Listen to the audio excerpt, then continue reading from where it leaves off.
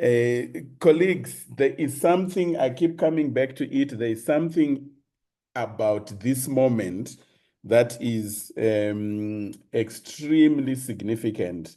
At Trust Africa, we are constantly engaged in conversations to read historical time so that we understand what time it is, but from the point of view of then wanting to make sure that we are relevant to the most pressing themes, the most pressing needs, the most pressing desires, of people in terms of that particular moment.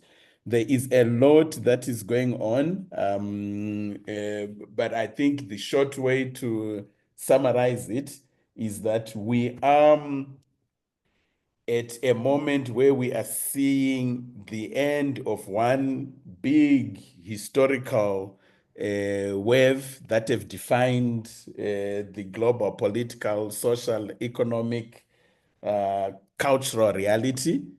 And there is, you can even call it a world order. And there is an intensive conversation right now about what then becomes the next 80 to 100 years, what becomes the next order of things politically, socially, economically, culturally, and other dimensions. And it's why if everywhere you look, every news channel you open, you are actually getting a sense that we are in a moment of a global world disorder. It's natural, it's understandable, because when one dominant order breaks down, before the next one is properly defined, there is this disorder, there is this confusion. For us, one of the things that is significant is to say we must place movements, grassroots voices, at the center of defining the next order of things, politically, socially, culturally, economically, and in other ways. So it is a moment of great historical significance. It's a moment in which we really need to show up, because the frame that is going to be defined in these few years that we are living through is actually going to shape and determine the fate of the next I would say 80 to 100 years, because what we are seeing now is the breakdown of a social order or a global order that was defined at the end of the Second World War. So going back 1945.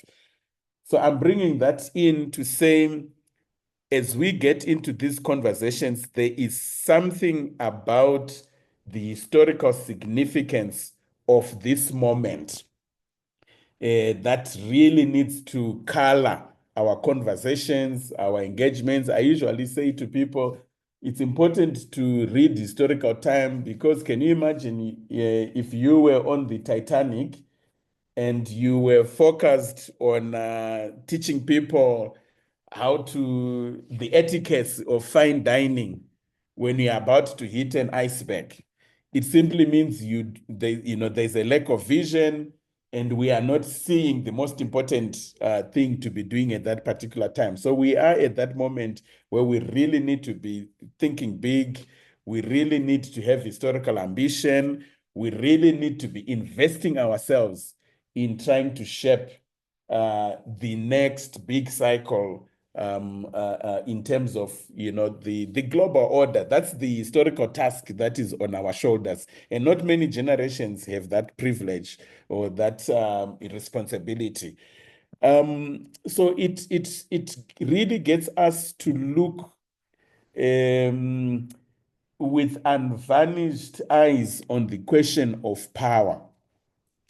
In economy terms, power is really defined as the ability to influence or achieve certain outcomes in spite of resistance, or in the face of resistance. In economics, they say in the face of counter or competing decisions.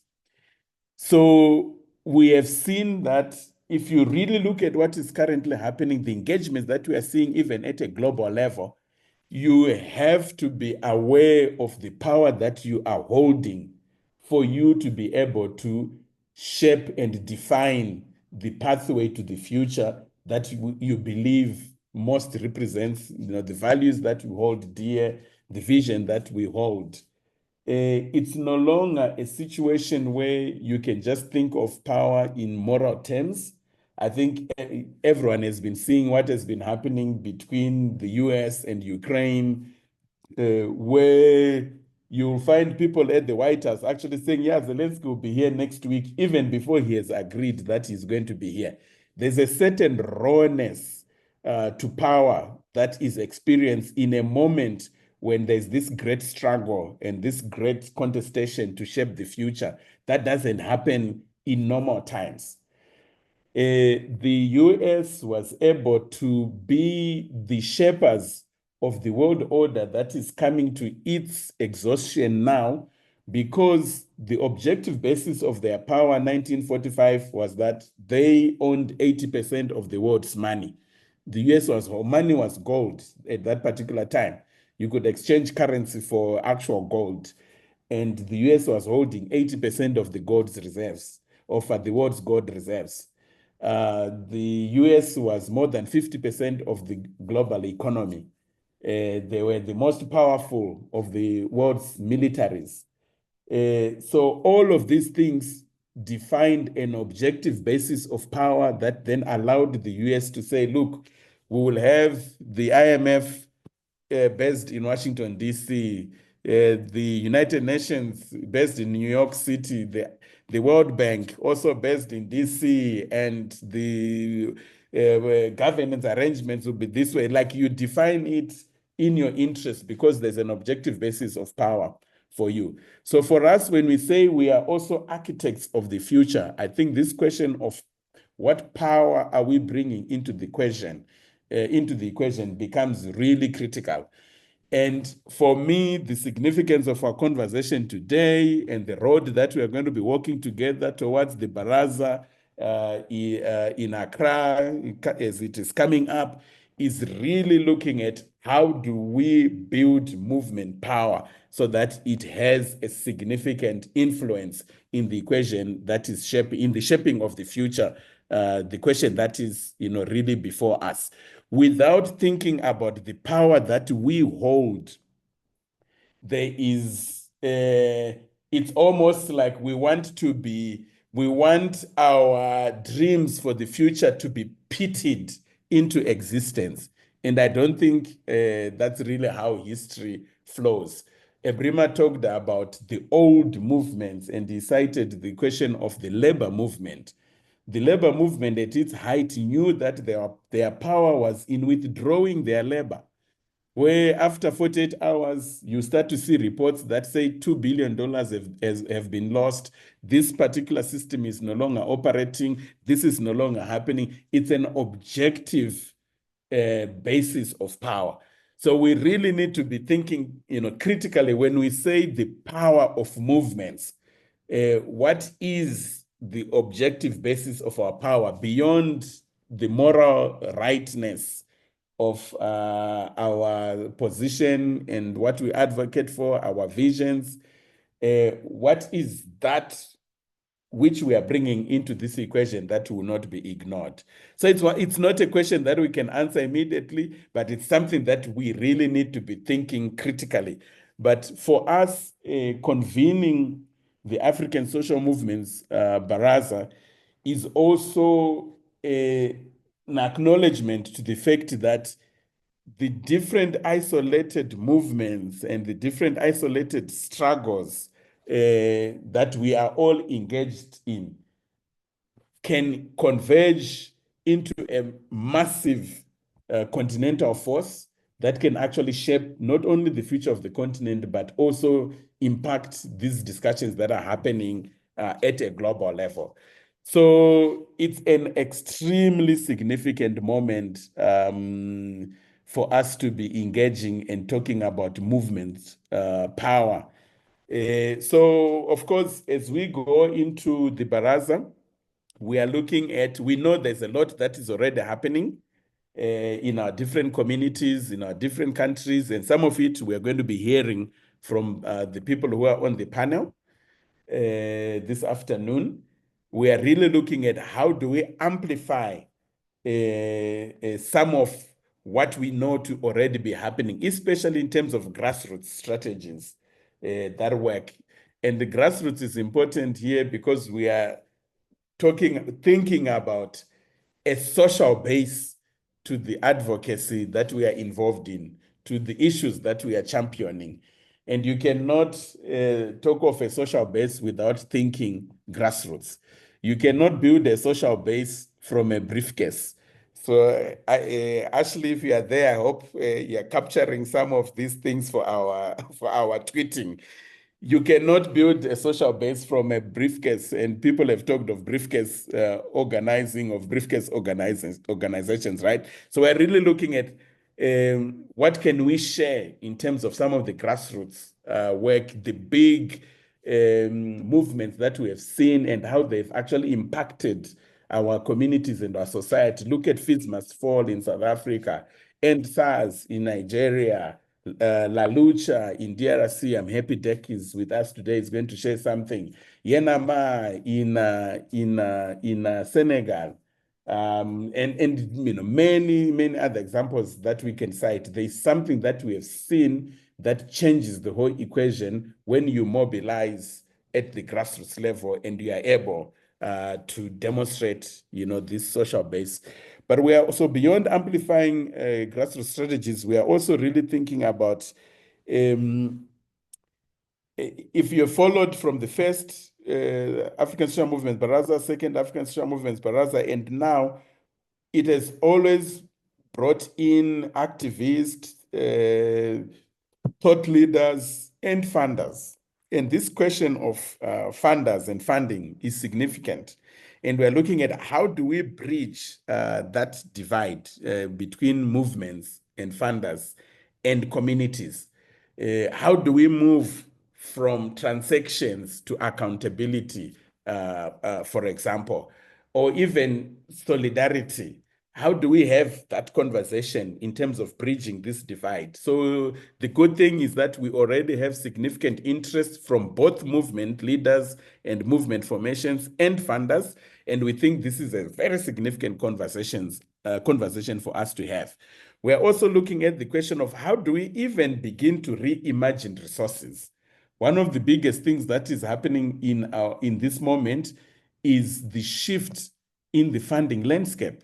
A lot of us know what has happened with funding from the US, with the total decimation of US aid over the last couple of weeks or so, and the shifts that we are seeing in Europe in terms of aligning aid with foreign policy interests, more to security, and all these cuts that are happening. So how do we really begin to reimagine resources?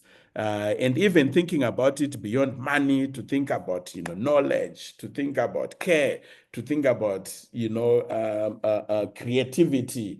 I think at TrustAfrica, we talk of philanthropy as time, talent, and treasure. To think about all these different dimensions, how do we have no option but to really start to think about how do we reimagine the resourcing of our movements. I'll cite a few more things before bringing in Pumi. There's the question of civic space.